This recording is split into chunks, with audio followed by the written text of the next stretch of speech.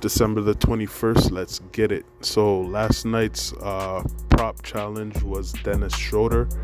We needed at least 7 assists from him, and he did give us 7 assists, so we're glad for that.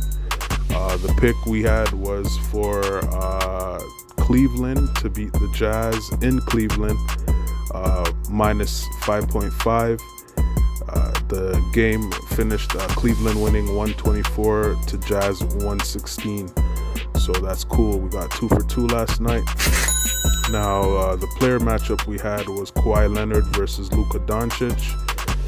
And there's some things that I'm looking at between this matchup here, because they could easily see each other again in the playoffs.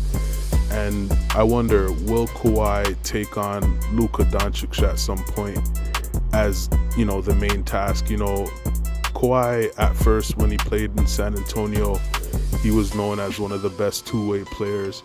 I think, because of age and injuries, I don't think he's as lethal a two-way player as he used to be.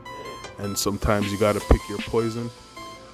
When I think about the game last night, Paul George was out, so you needed a lot more offense from Kawhi, and Kawhi did produce, so that's good.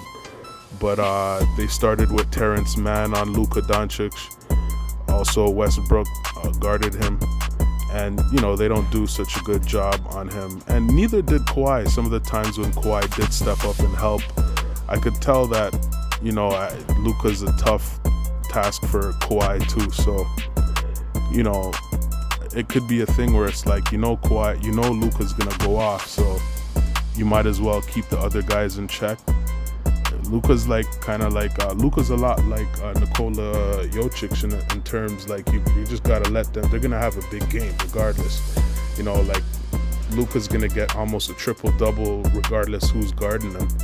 So you might as well figure out other ways to affect the game. So let me go through their numbers. Kawhi Leonard had 30 points, 10 rebounds, 5 assists, 1 steal, 1 block. Went 12 for 22 at the field goal, 1 for 6 at the three-point, 5 for 5 at the free throw. Finished with a +7 in 37 minutes. Luka Doncic had 28 points, 9 rebounds, 10 assists, 1 steal, 1 block. Had 5 turnovers. Went 9 for 25 at the field goal. 2 for 11 from the three-point, finished with a -4 in 44 minutes.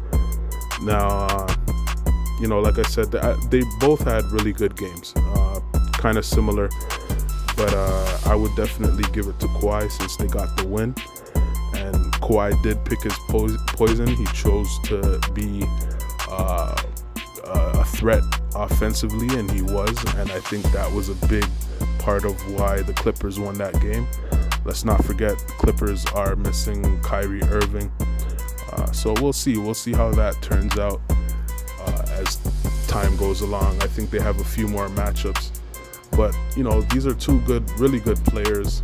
But at the end of the day, what it comes down to is, can you slow down Luka Doncic? Because if the Mavericks got a full squad, Luka Doncic is going to be a problem. So same with the Clippers. If the Clippers got a full squad, I would like to see Kawhi Leonard take on Luka as his main task, just to slow him down somehow.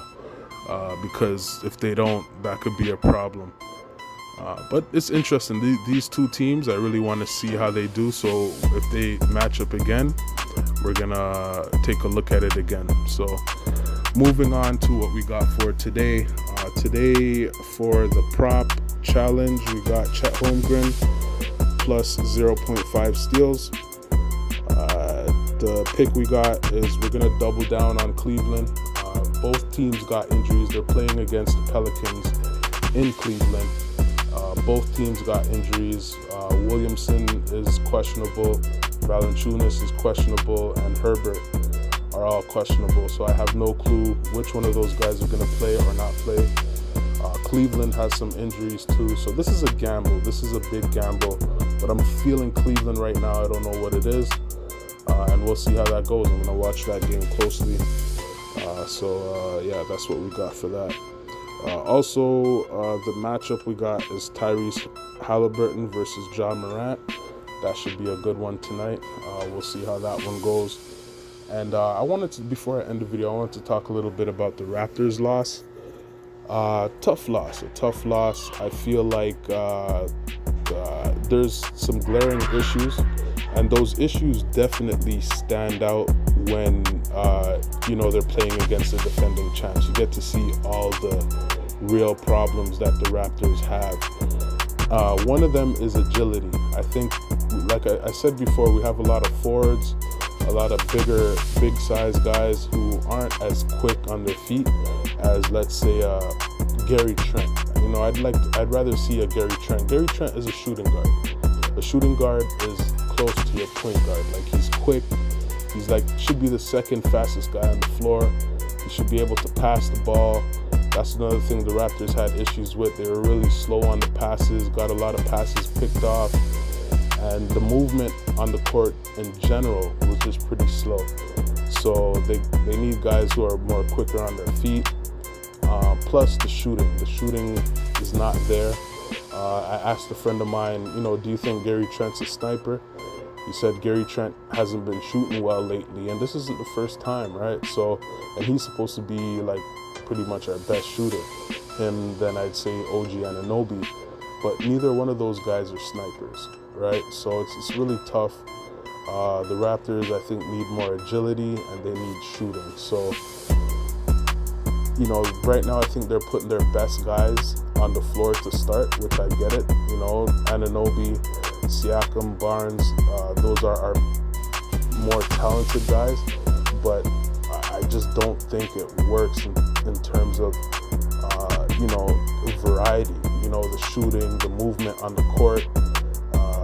I think that's where we need improvement. So I think the Raptors will make a trade. They'll be interested to see who's on that ticket.